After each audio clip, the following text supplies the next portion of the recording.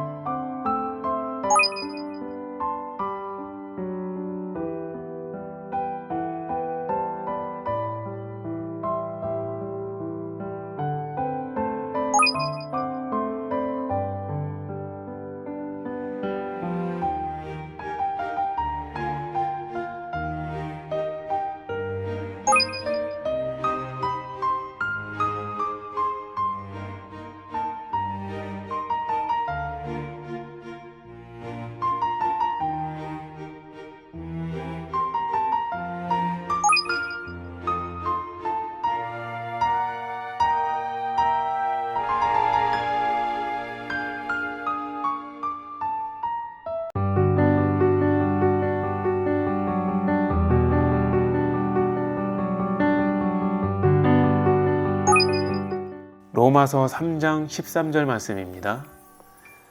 그들의 목구멍은 열린 무덤이요 그 혀로는 속임을 일삼으며 그 입술에는 독사의 독이 있고. 아멘.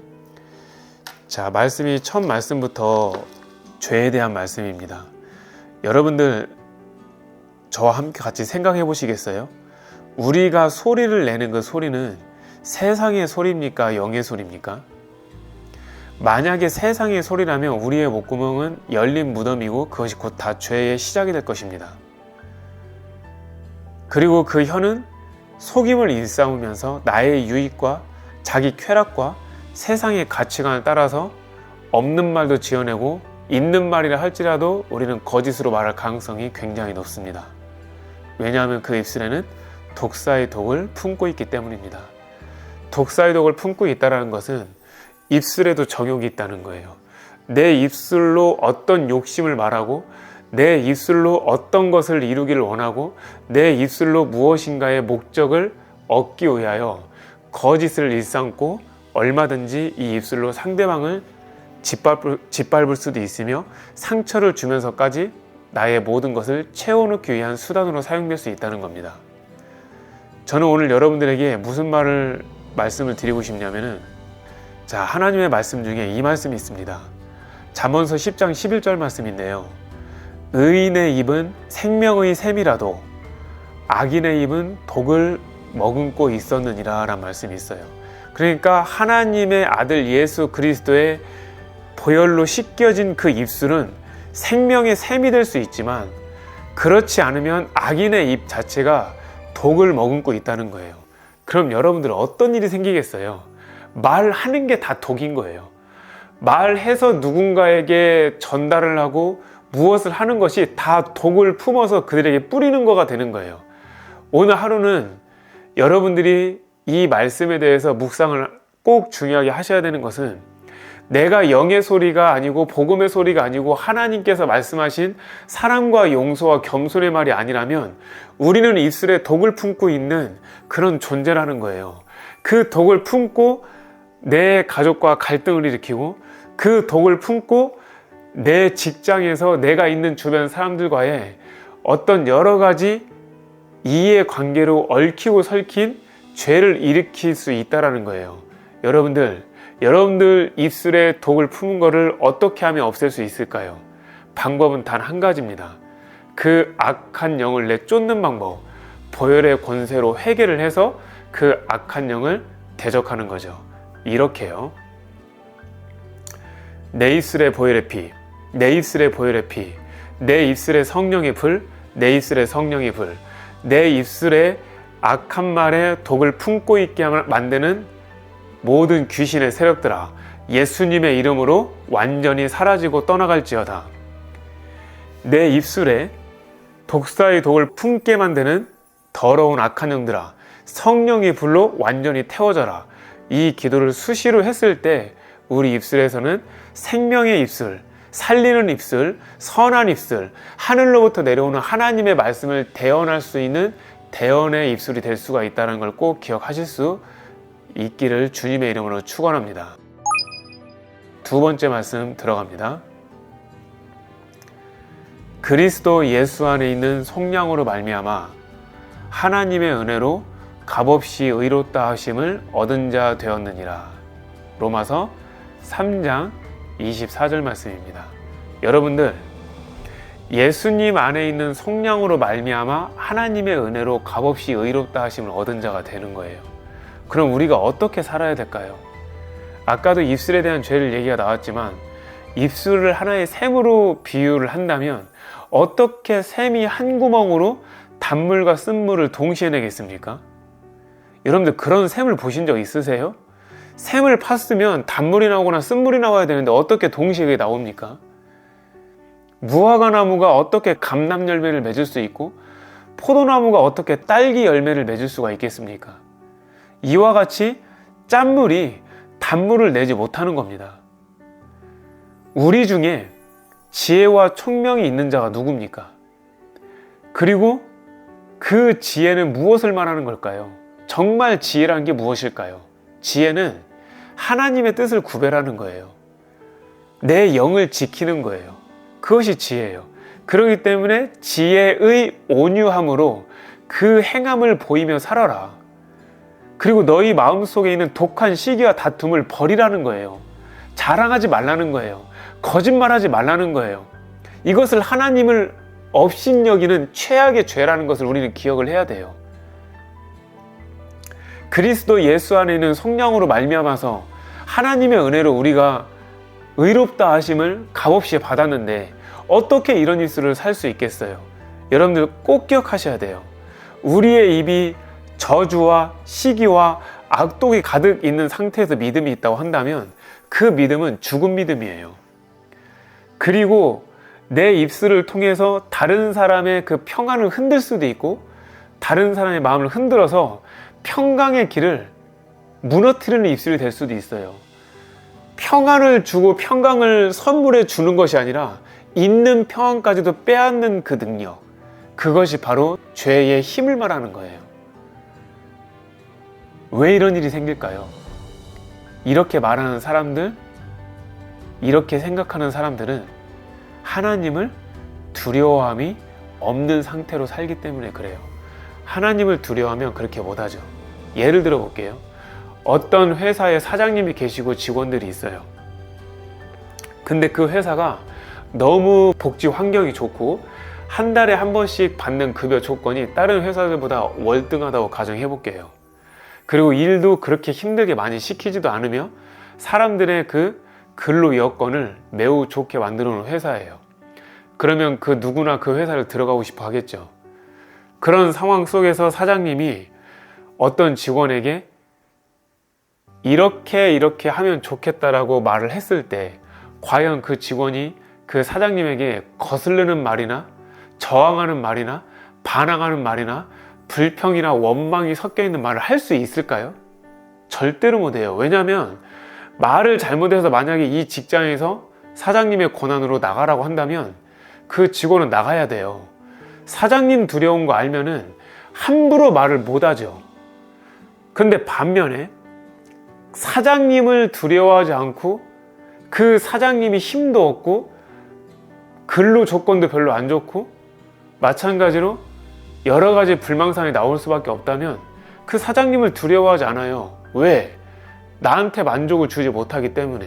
그래서 말을 함부로 해갖고 어떤 상황이 나올지를 알면서도 거슬리는 말을 할 수도 있는 거예요.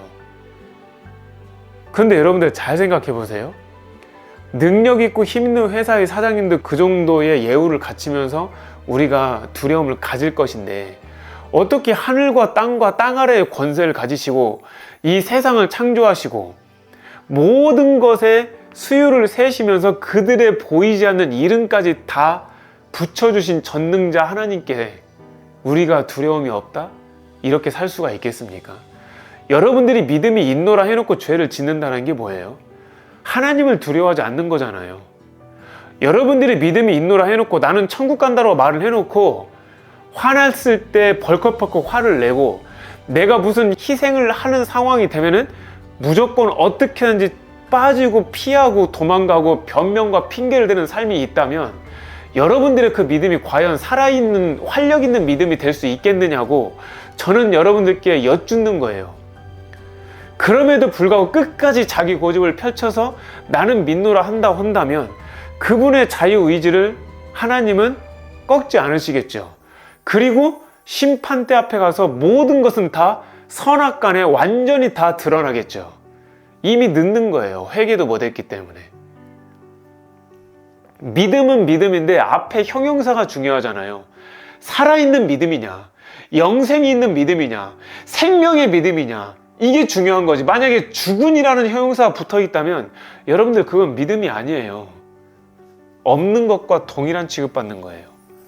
그렇기 때문에 예수님 안에서 우리가 죄의 속량을 받았다면 하나님의 은혜로 값없이 의롭다 하신 여긴 자로 살 수 있다면 우리는 그분의 말씀에 따라 순종하며 그분을 두려워하며 내 말 한마디가 하나님의 영광을 가릴 수 있을 것을 인지하여서 오늘도 말조심, 행동조심을 하며 살아가야 될 거라고 말씀을 드리는 겁니다. 그 다음 말씀 보겠습니다. 그런즉 자랑할 때가 어디냐? 있을 수가 없느니라. 무슨 법으로냐? 행위로냐? 아니라 오직 믿음의 법으로니라. 자, 로마서 3장 27절 말씀이에요. 자, 이 말씀도 너무너무 귀하죠. 얼마나 귀하냐면 우리가 하나님 앞에 믿음을 갖게 되고 의롭다 칭함을 받았잖아요. 그게 자랑할 수가 없는 거예요. 왜냐하면 우리의 공로로 된 게 아니고 하나님이신 예수님의 공로로 된 거거든요.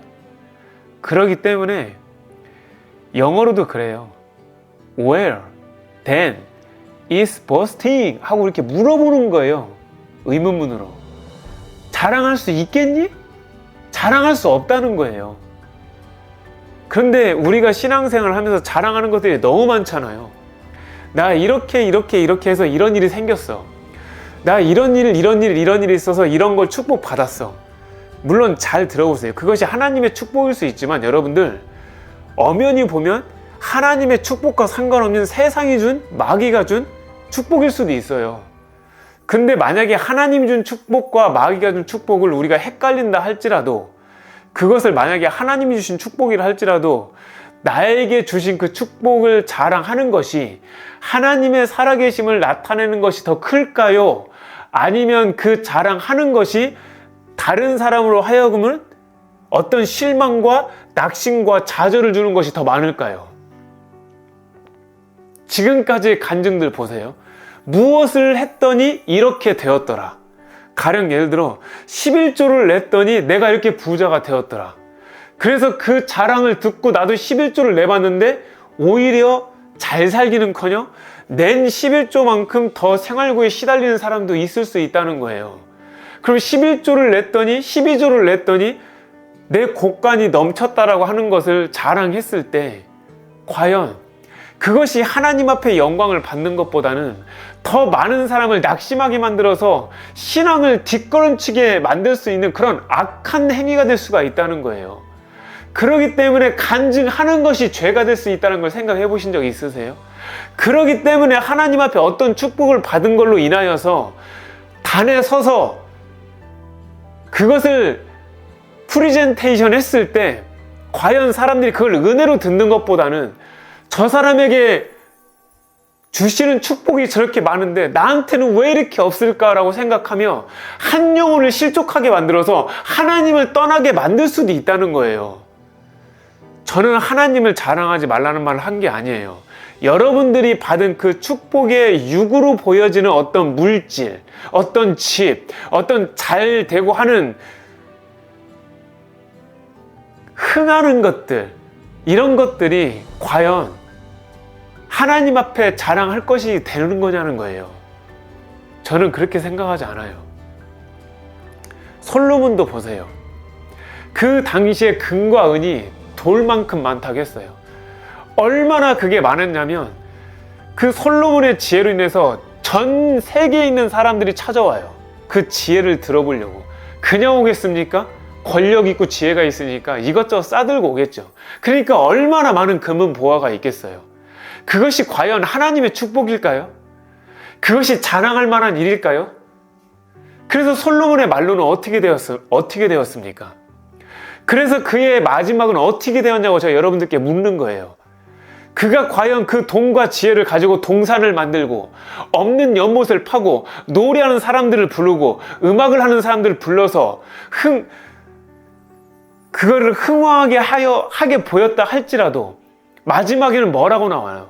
헛되며 헛되다 이렇게 얘기 나오잖아요.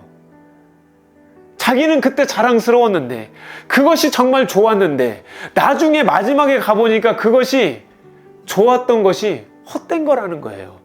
그러면 여러분들이 간증을 한다 할지라도 하나님 앞에 받은 축복에 대해서는 저는 하나님께만 감사하고 어려운 사람이 있으면 내가 받은 축복을 흘려보내고 오른손이 하는 거 모르게 흘려보내고 뒤에서 모르게 섬겨주고 기도해주는 거, 저는 이것이 살아있는 간증에 대한 보답이라고 생각해요. 무엇을 받았다, 무엇을 이루었다, 무엇을 건설했다 이렇게 말하는 것보다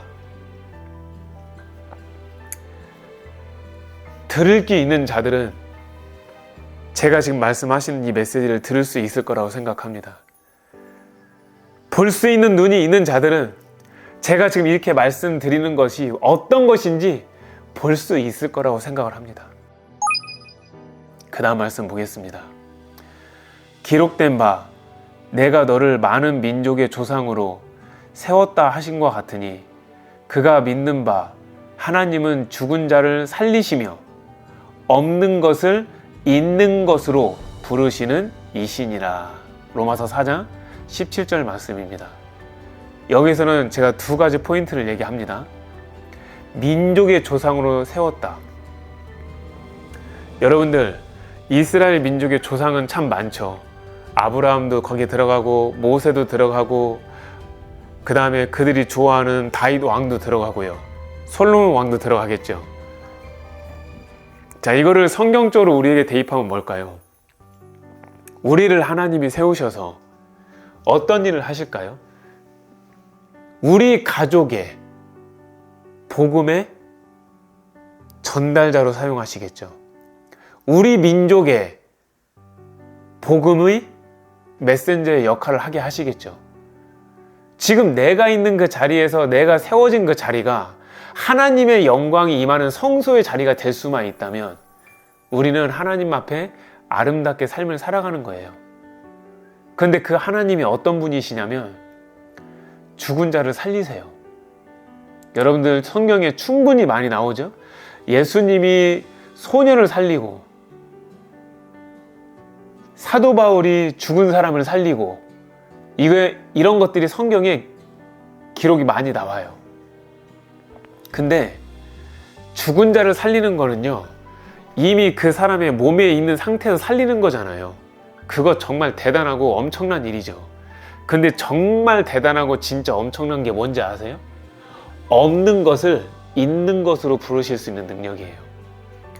여러분들, 없는 것을 있는 것으로 만든다는 건 뭐냐면 아무것도 없는 무에서 무엇이라도 있는 그 유로 만드는 거예요. 근데 마귀는 절대로 할 수 없는 능력이에요.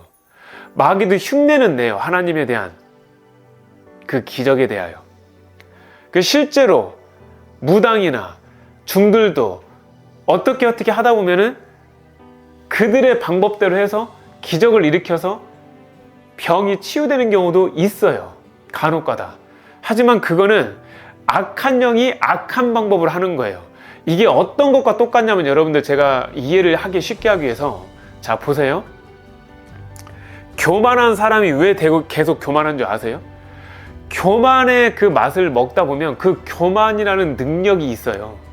그 교만의 능력이 뭐냐면 밑에 사람을 눌러버리는 능력, 내가 잘 나갈 수 있는 능력, 나를 높이는 능력, 그래야 해서 뭔가 내 마음이 기쁘고 거기에서 오는 쾌감이라는 게 있어요. 그게 교만의 능력이에요. 맞나요? 그러니까 그 교만의 맛을 본 사람은 또 다른 사람을 눌러요. 그리고 다른 사람 앞에 또 자랑을 해요. 또 내가 무엇인가 했다라고 해요. 그런데 그것은 아무나 할 수 없는 것이라고 강조를 합니다. 그러면서 자기 하나만 완전히 그 왕의 자리에 올라가고 높여서 그 자리 꼭대기까지 올라가서 구름 위까지 올라가는 사탄의 근성이죠. 마귀의 속성인 거잖아요. 그렇게 하는 것과 저는 비슷하게 여러분들에게 말씀을 드리고 싶어요.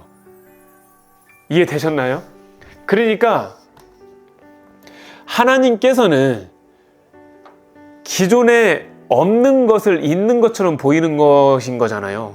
근데 마귀 같은 경우도 기적을 발휘할 수가 있는 게 뭐냐면 있는 거 가지고 병을 좀 치유할 수도 있죠. 근데 그걸 악함의 도구를 이용해서 악함으로 살아나게 만드는 거예요.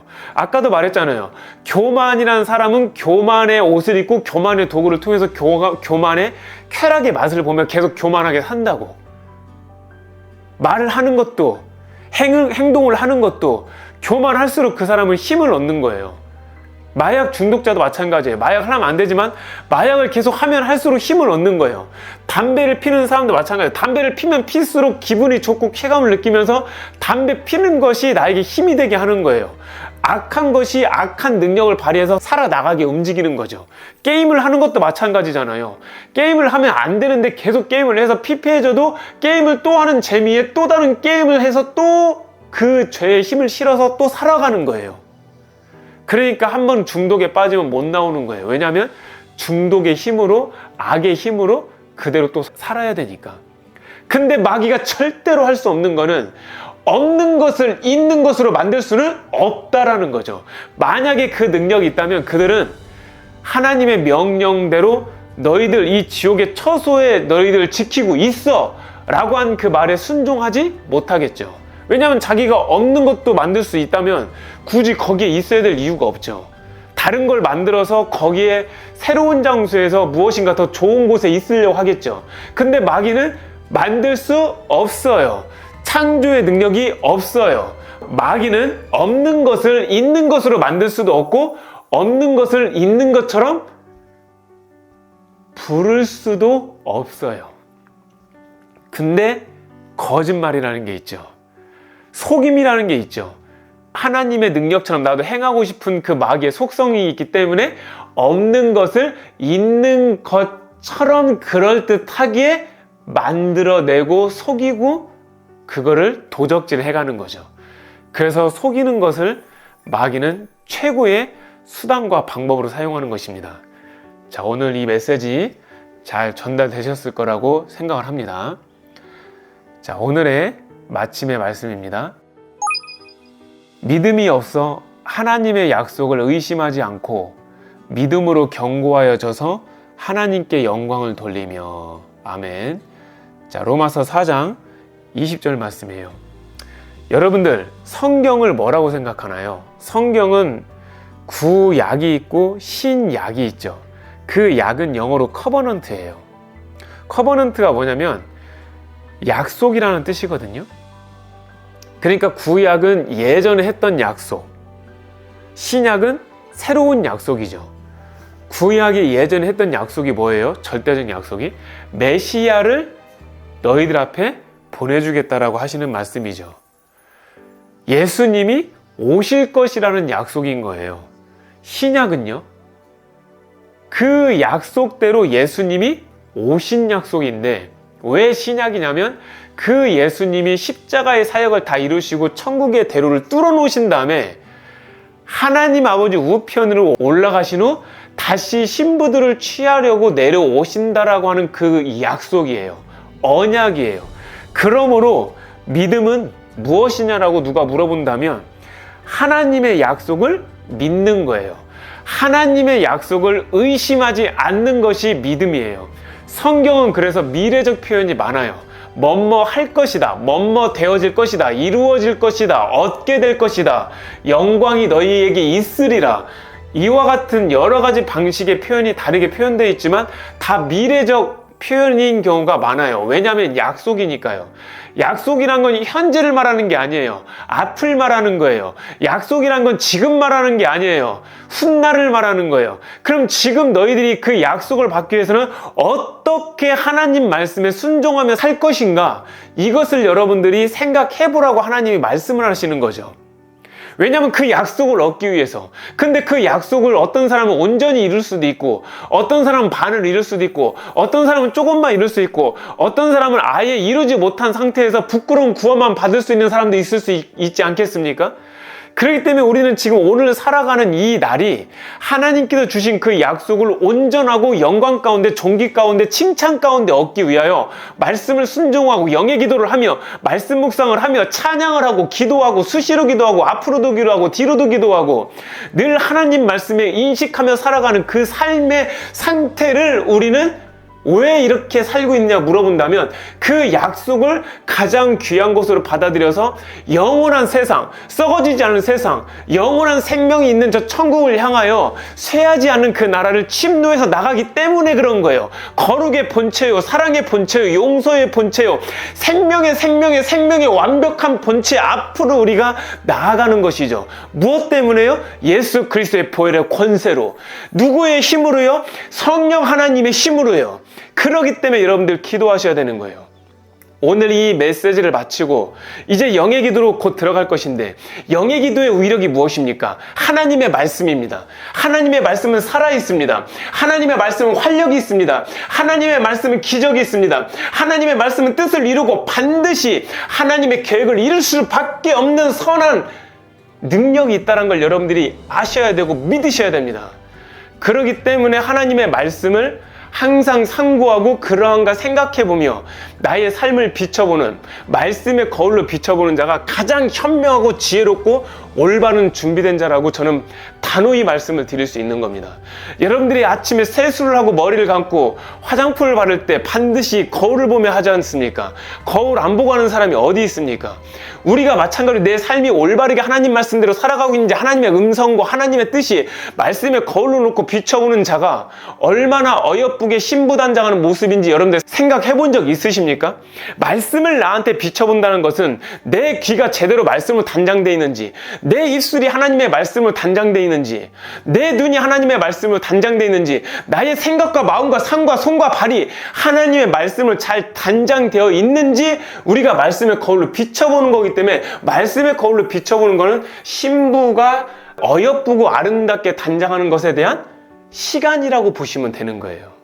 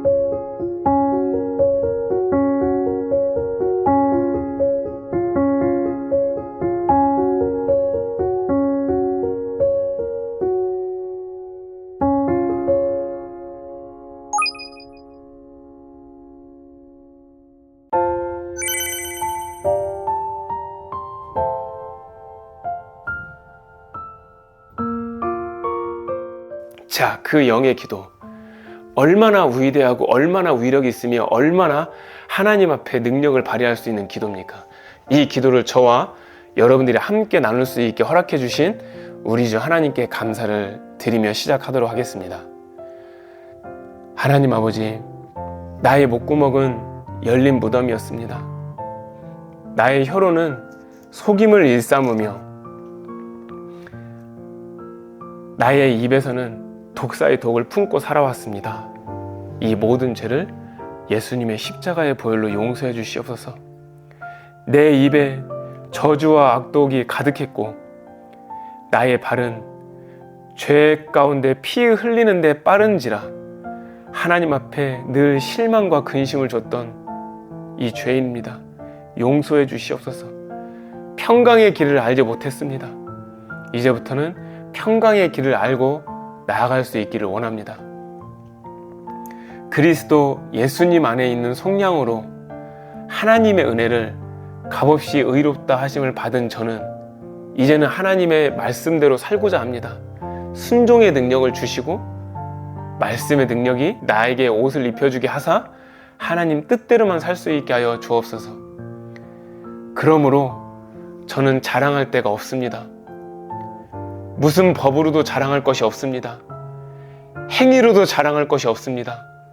오히려 믿음의 법으로 예수님의 손을 꼭 붙잡고 오늘 하루를 살아내는 아름다운 성도로서의 신부로서의 삶을 살아내기만을 원합니다. 하나님께서 세워놓으신 귀한 기름 부음 받은 자들을 민족의 조상으로 세워놓으신 것처럼 저도 제가 있는 자리에서 복음의 도구로, 복음의 통로로 세움을 받기를 원합니다. 복음에 합당한 자로 살게 하여 주옵소서. 하나님께서는 죽은 자를 살리시는 하나님이심을 믿습니다. 하나님께서는 없는 것을 있는 것으로 부르시는 전지전능한 하나님이심을 믿습니다. 그 하나님을 내가 믿어 아버지의 뜻대로 살 수 있는 것에 깊은 감사를 드리며 살기만을 원합니다. 믿음이 없어서 하나님의 약속을 의심하고 살아온 죄를 용서해 주시옵소서. 앞으로는 하나님의 모든 말씀을 약속으로 의심하지 않고 믿어서 그 약속을 하늘나라에서 가장 영광과 존귀와 칭찬 가운데 얻을 수 있는 귀한 자로 서기를 원합니다. 주께서 주시는 믿음으로 견고하여져서 하나님께 영광을 돌리며 살고 싶습니다. 하나님께 경배를 드리며 살고 싶습니다. 그 믿음으로 하나님을 경외하는 삶으로 겸손 가운데 살기를 원하는 저를 받아 주시옵소서.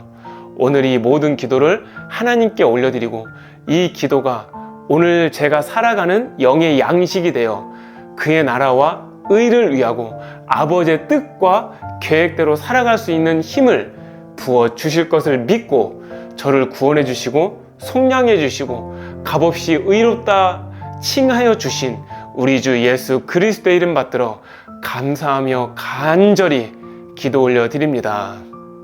아멘.